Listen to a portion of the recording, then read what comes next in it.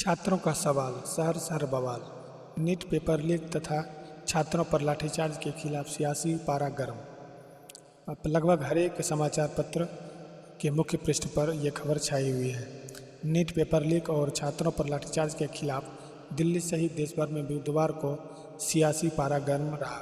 सोमवार और मंगलवार दिल्ली के बाद देश भर में प्रदर्शन हुए। वाराणसी में कांग्रेस के नेताओं कार्यकर्ताओं ने उग्र प्रदर्शन किया। मध्य प्रदेश में विधानसभा में कांग्रेस के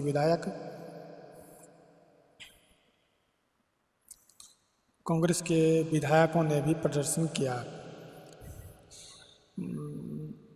कांग्रेस के मध्य प्रदेश में विधानसभा में कांग्रेस के विधायक काली पट्टी बांधकर विधानसभा पहुंचे। उधर छत्तीसगढ़ में कांग्रेस के कार्यकर्ता ने लोक भवन का घेराव किया। बुधवार को मुंबई में भी प्रदर्शन हुआ। हंगामे की भेड़सेरा मानसून सत्र का तीसरा दिन। बुधवार को विपक्षी दलों के सदस्यों ने हंगामे के कारण पहले लोकसभा और फिर राज्यसभा दिन भर के लिए बायकॉट किया। सरकार ने लोकसभा में कहा कि यह नीट पेपर लीक पर चर्चा के लिए पूरी तरह तैयार है।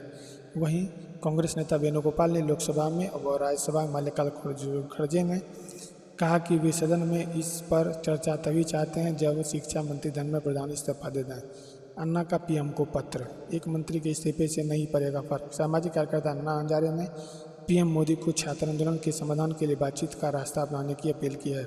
उन्होंने कहा कि जवाबदेही तय करने से शासन व्यवस्था मजबूत होती है। एक मंत्री के इस्तीफे से सरकार को कोई फर्क नहीं पड़ेगा। मेदांता के बाहर विपक्षी सांसदों को पुलिस ने रोका। विपक्षी सांसद बुधवार की शाम को सोनम वांगचुक से मिलने मेदांता अस्पताल पहुंचे तो पुलिस बल ने उनको बाहर ही रोक लिया कि वे अंदर नहीं जा सकते। विपक्षी सांसदों ने कहा कि वे 51 सांसदों की साइन की हुई चिट्ठी लेकर आए हैं और सोनम वांगचुक से मिलकर उनको अनशन तोड़ने की अपील करना चाहते हैं। अंदर नहीं जाने देने पर सांसद अस्पताल के बाहर ही जमीन पर बैठ के कुछ देर डॉक्टर का ग्रुप उनसे मिलने आया तो भी सांसद नहीं उठे।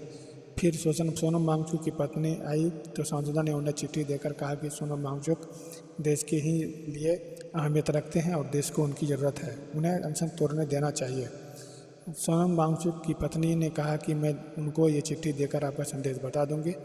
उन्होंने ये भी मांग रखी है कि धरने पर बैठे युवा व लोगों पर अब किसी प्रकार का बल प्रयोग नहीं करना चाहिए। सुप्रीम कोर्ट ने हाल में कांग्रेस जनता पार्टी के सांसद मार्च के दौरान दिल्ली छात्रों पर हुए लाठीचार्ज का पर तत्काल सुनवाई से इनकार कर दिया है। सीजेआई सूर्यकांत की अध्यक्षता वाली बेंच ने याचिकाकर्ता के वकील से कहा कि उनके पास मारपीट की वीडियो देखने का समय नहीं है और वे अदालत का समय बर्बाद न करें। भड़के अखिलेश। कहा क्या भाजपा और कांग्रेस में डील हो गई। लोकसभा अध्यक्ष ने बुधवार को नीट मुद्दे पर कांग्रेस और भाजपा के बोलने के बाद सपा अध्यक्ष अखिलेश यादव भी अपनी बात रखना चाहते थे, लेकिन स्पीकर ने उन्हें मौका नहीं दिया। इस पर अखिलेश नाराज हो गए। उन्होंने कहा कि पक्ष और विपक्ष को मौका देकर क्या आपस में कोई समझौता तय कर लिया गया है। नारों और पोस्टर की भाषा से आंदोलन की धार हो रही कुंद। बुधवार को जंतर मंतर पर केंद्र सरकार के खिलाफ प्रदर्शनकारियों में खास नाराजगी देखी गई। दोपहर 2 बजे जंतर मंतर पर भारी संख्या में प्रदर्शनकारी नारे लगाते दिखे। इस दौरान ऐसे नारे लगाए गए जिसकी कल्पना नहीं की जा सकती। धरना स्थल पर प्रदर्शनकारी किसी तरह की बातचीत से बचते दिखे।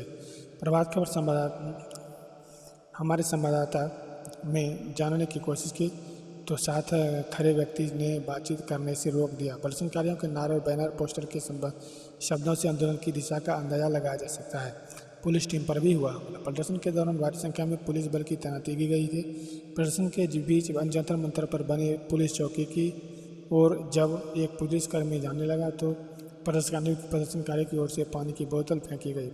दिल्ली के मुखर्जी नगर से आए छात्र श्याम कुमार ने कहा कि शुरुआत में यह प्रदर्शन पेपर लीक मुद्दे को लेकर शुरू हुआ था, लेकिन ऐसा लगता है कि आंदोलन का क्षेत्रों ने हाईजैक कर लिया और मूल मुद्दा पीछे छूट गया। आंदोलन को हिंसक बनाने का प्रयास किया जा रहा है। जनेऊ के सोशल साइंस विभाग के छात्र शैलेंद्र कुमार ने कहा कि जब सरकार छात्रों की नहीं सुनेगी तो छात्रों का हिंसक होना जायज़ है।